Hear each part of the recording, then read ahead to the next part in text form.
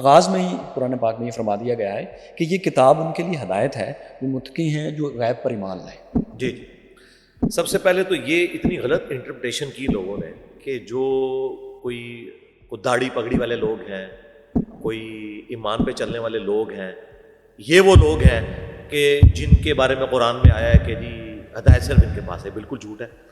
قرآن میں آیا سورۃ البقرہ میں ہدی للناس وبینات من الہدی والفرقان شہر رمضان الذی انزل فیہ القرآن، رمضان کا مہینہ ہے جس میں قرآن نازل ہوا، ہدی للناس پوری انسانیت کے لیے ہدایت ہے، وبینات من الہدی اس میں ہدایت کے روشن دلائل ہیں، والفرقان یہ حق اور باطل میں تمیز کرنے والی کتاب ہے۔ تو یہاں تو آگے پوری انسانیت۔ اب آ جائیں جو آیت آپ نے کوٹ کی کہ یہ ایمان ہاں جی والوں کے لیے نہیں وہ ہے ہدی للمتقین، یہ صرف ان کے لیے جو پہلے ایمان لے کے آئے، باقی انسان نہیں صرف ان کے لیے نہیں، ہدی للمتقین، ایمان تو بعد میں ذکر ہوا ہے، سٹارٹ یہاں سے ہوا نا، تو وہیں سے آئے نا ہدی للمتقین، یہ ڈر جانے والوں کے لیے ہدایت ہے۔ جی یہی جو ڈر جاتے ہیں، جس طرح میں ڈر جاتا ہوں کہ ایک بیج زمین میں بویا جاتا ہے 6 ارب گنا درخت کو کیسے بن جاتا ہے، میں ڈر جاتا ہوں سوچ کے یہ کیسے ہو جاتا ہے۔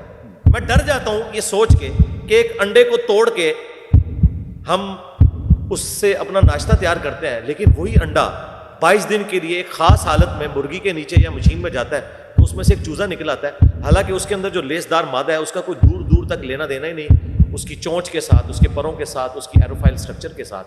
تو میں ڈر جاتا ہوں کہ یہ کیا ہو رہا ہے، جادو ہو رہا ہے اس دنیا کے اندر کہ مجھے یہ سارے کام کرنے والا نظر بھی نہیں آ رہا اور سارے کام بڑی ہارمونی کے ساتھ ہو رہے ہیں۔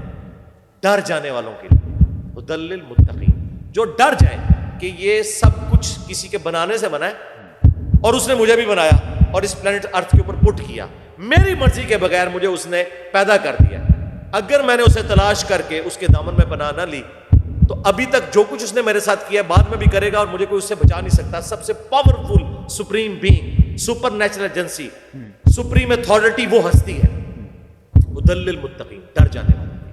آگے الذین یؤمنون بالغیب، یہ متقی وہ ہوتے ہیں جو بغیر دیکھے جو چیزیں ہیں ان کے اوپر ایمان رکھتے ہیں۔ تو سارے مانے ہوئے ہیں میرے بھائی، جب نیوٹن نے وہ ایک سیب ہی گرتے ہوئے دیکھا تھا نا تو گریوٹی اسے کلک کر دی، اس نے وہ سارے خدائی قوانین، گریویٹیشنل فورس، پھر نیوٹنس کے لا، یہ سارے اس نے دریافت کیے۔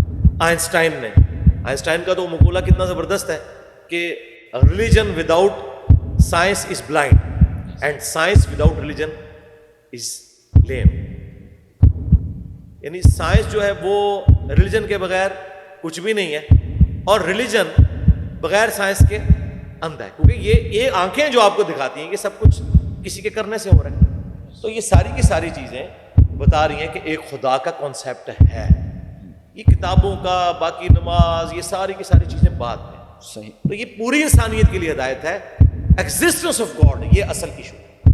ونس گاڈ ایگزسٹ باقی سارے سوال انویلڈ ہو جائیں۔ اوکے، لیکن جو آپ نے اس آیت کی تشریح کی، آپ کو یوں نہیں لگتا کہ یہ سادگی سے معاملہ آگے چلا گیا؟ ترجمے میں اگر ہم کریں تو اب اس کو جب تک اس آیت کی تشریح نہیں ہوگی تو یہ والا مطلب سمجھ نہیں آئے گا جو آپ نے بتایا۔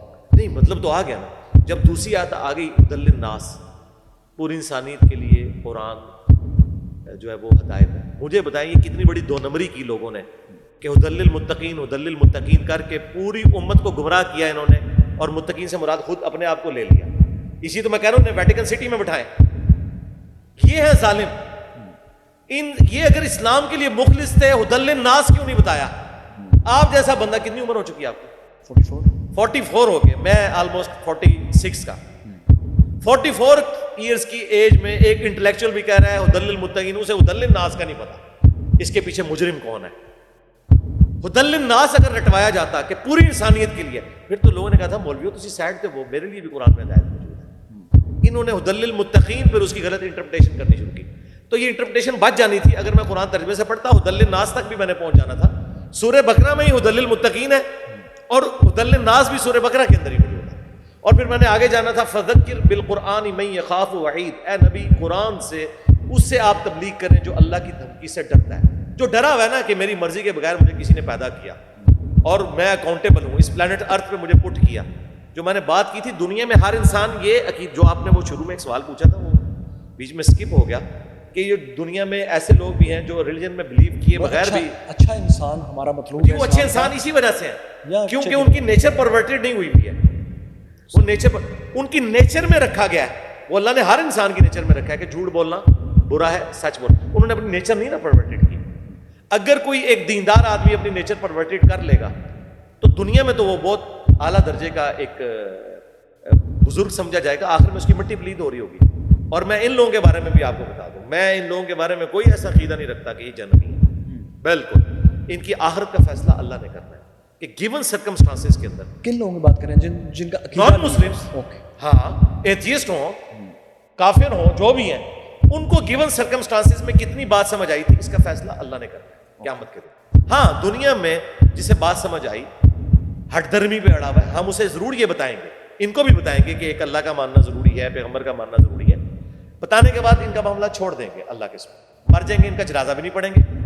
آخر کا فیصلہ اللہ کا. علی بھائی یہ جو آپ نے ابھی بات کی اس کا مطلب ہے کہ جو اسلام کا، خدا کا، اللہ تعالیٰ کا مطلوب ہے وہ تو ایک ایماندار شخص ہے جو کہ دیانتداری سے جو سوچ رہا ہے اس کو کہہ رہا ہے، اس پہ عمل کر رہا ہے، نہ کہ ایک بہتر عقیدے والا شخص. نہیں عقیدہ اس لیے بیچ میں آ جاتا ہے نا کہ خدا نے کائنات اس لیے نہیں بنائی نا کہ آپ خود ایک دوسرے کے ساتھ اچھے ہوں، اور خدا جس نے آپ کو پیدا کیا یہ ساری نعمتیں دی اس کو آپ سیریس ہی نہ لیں. لیکن وہ جو بھی سوچ رہا ہے وہ تو کسی دیانتداری کی بنیاد پہ سوچ رہا ہے نا. اس کے دیانتدار کتنا ہے یہ تو خدا کو جب دیانتدار دیکھیں نہیں، دیانتدار آدمی تو ایک خدا تک پہنچ جاتا ہے. اسلام کے مخالفین جن کی ڈیوٹیاں لگی کہ آپ نے اسلام کے خلاف کتابیں لکھنی ہیں وہ اسلام کی قبول کر رہے ہیں. انہیں تو ایٹ لیسٹ نہیں کرنا چاہیے تھا جن کے اوپر اتنی فنڈنگ ہوئی بھی تھی، جو پوری لیگیسی اسلام دشمنی کی لے کے چل رہے تھے.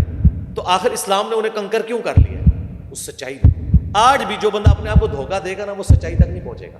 لیکن میں بتا رہا ہوں آپ کو، اگر کوئی شخص اپنے ساتھ بھی فیئر ہے اور سچائی کے لیے وہ کوشش کرے گا، ٹروتھ لور ہوگا، ایک خدا کا ماننے والا وہ ضرور ہوگا، الٹیمیٹلی یہاں تک پہنچے گا. ایتھیزم ڈینائل آف گاڈ نہیں ہے، ایتھیزم اپنی مرضی کی زندگی ہے.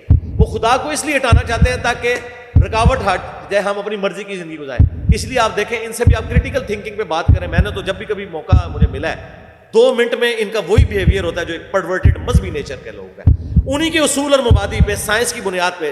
ظاہر ہے کہ وہ تو یہ سمجھ رہے ہوتے ہیں کہ میں ایک جاہل آدمی کے ساتھ، وہ تو ایک کوالیفائڈ انجینئر کے ساتھ بیٹھے ہیں، تو میں کہتا ہوں آؤ سائنس پہ بات کر لو، انٹروپی پہ بات کر لو، second law of thermodynamics پہ بات کر لو، لیکن اصول پہ رہنا ہے. مولویوں کو اس لیے دھوکہ دیتے ہیں، ان بیچاروں کو یہ چیزیں نہیں پتہ. مجھے تو پتہ ہے نا، میں کہتا ہوں اصول کھڑا کرتے ہیں، آؤ اس میں رنگ بھرتے ہیں. جہاں تم غلط ہوئے تم سرنڈر کرو گے، جہاں میں غلط ہوا میں سرنڈر کروں گا. 2 منٹ میں وہی ان کی باتیں اسی طریقے سے جو ہے نا غصے سے جو ہے وہ اتنی ہو جاتی ہیں اور یہاں سے تھوک نکلنی شروع ہو جاتی ہے 2 منٹ کے اندر. وہ بھی ایک پورے کا پورا کلٹ بن چکا ہے. علمی بحث کا تو انداز نہیں ہوتا.